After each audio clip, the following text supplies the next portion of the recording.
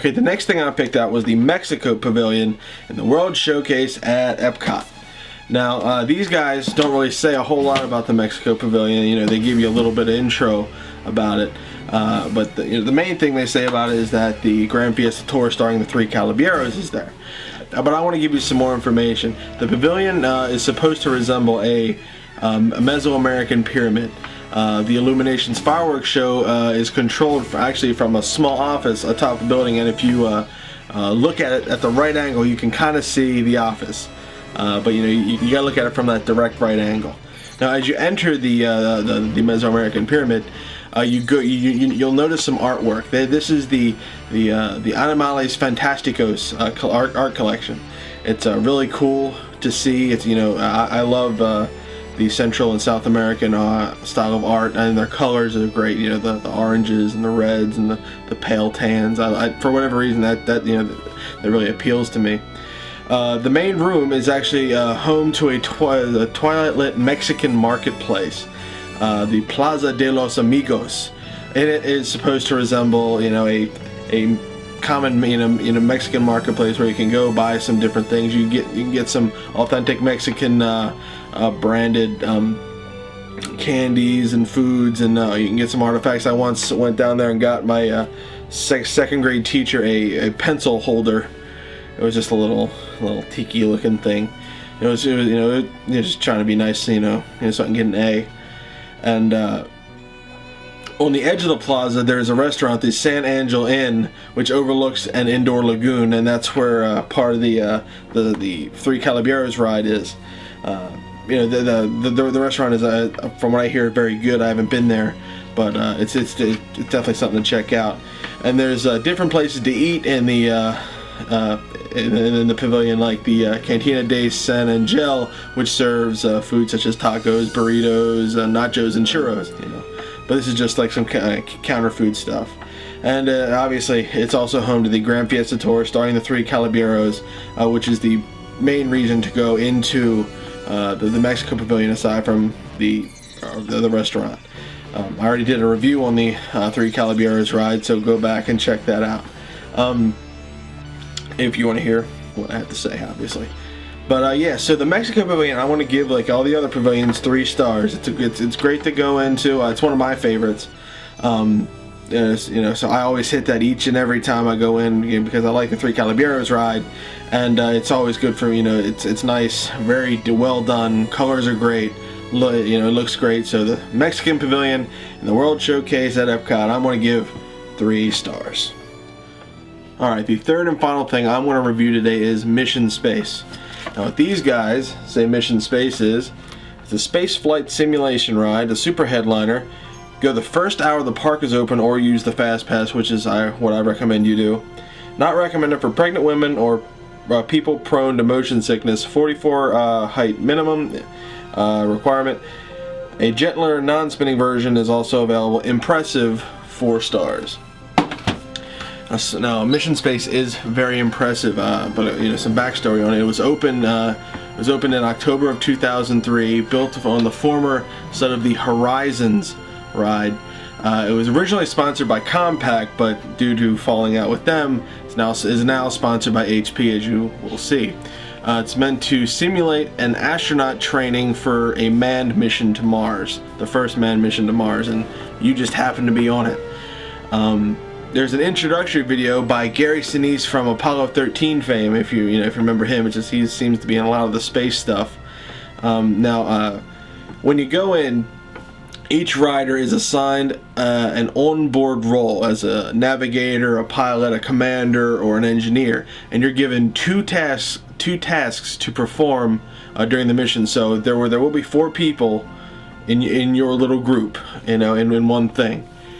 The mission includes liftoff from ISTC, which is the station, you know, the flight station, a slingshot around the moon for a gravity-assisted thrust, and a brief period of simulated hypersleep, and then the descent on you know, to actually landing on Mars itself.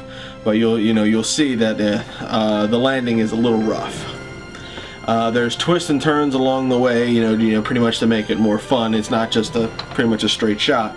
you know, as you'll see when you ride the ride. The queue actually contains several items and commemorative plaques for you know, for different space things, you know, like the first moon landing, Sputnik and whatnot, and they also have some stuff on there for future missions that really are fictional. You know, it's you know, just to keep in with it, you know, the whole mission space theme. There's a gift shop and more games in an area after the ride, so check that out if you're not throwing up, if you know what I mean. The attraction is a multiple arm centrifuge that spins around and tilts back, that gives you the feeling of, you know, of being thrust into space. You are served up to 2.5 G's for this whole thing. You're sitting there, you're feeling it go back, and it's really intense, and you gotta press the buttons and whatnot. Obviously, you don't feel the exact feelings that the astronauts give, because they are troopers and they can take some stuff. Now, there is a motion sickness is almost a guarantee.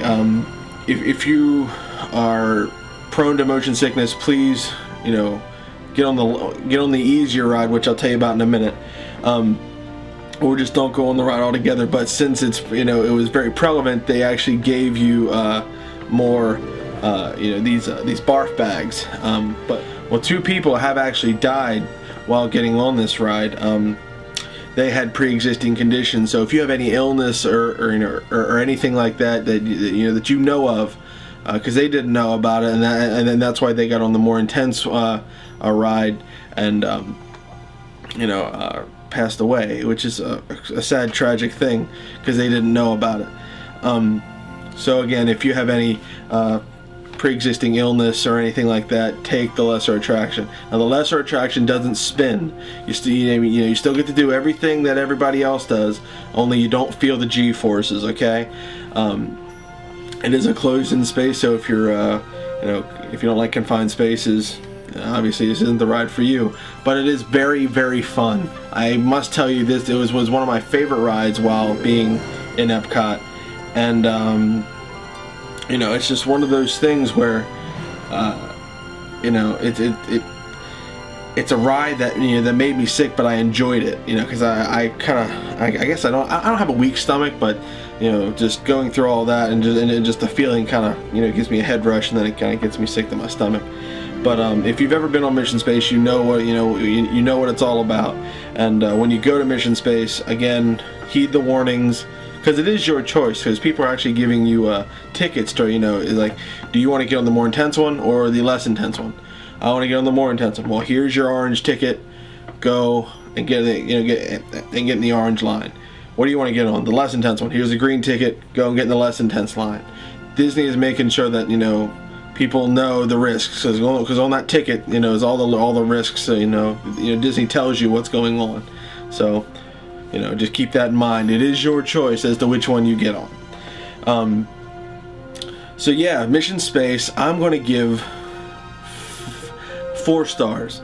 I was going to give it 5 stars, but it's not one of my favorite attractions, but I do hit it, you know, each and every time. I do recommend you get on this ride whenever you go down to Disney World, but if you're, you know, prone to motion sickness, this might not be the ride for you. So that's why I gave it a 4. It's not available for everyone. Soarin' is 5 because everyone can get on it and enjoy it. Even though Opera Cat says Soarin' is boring. I don't think so. Miss Cat. Yeah, talking to you. Anyway, but yeah, so Mission Space, I want to give 4 stars. It's a great ride. Get on it, you know, if you're feeling up to it. It's a really intense, fun thrill ride that I think everybody should get on. It's right next to Test Track, so check that out. Use the Fast Pass. I'm telling you, it'll save you a lot of time. So Mission Space, 4 stars. Alright, again, I want to apologize for, you know, missing last week. I guess you could say I called out sick. But I'm back this week with a 2-part, so hopefully, you know, this will make it up.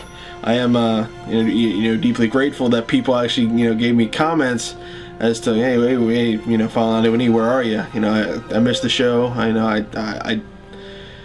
you know, I just want to make sure you're okay. So I am okay, and I am sorry that I missed this last week, but things happen. So I thank everybody out there who watches, and I want to thank allears.net and touringplans.com and waltdisneyworld.com. Go to their sites. They have tons of information when if you're going to Disney World. So comment, rate, subscribe, do whatever you want to do. If you have questions for me, just give me some questions. I would love to do it.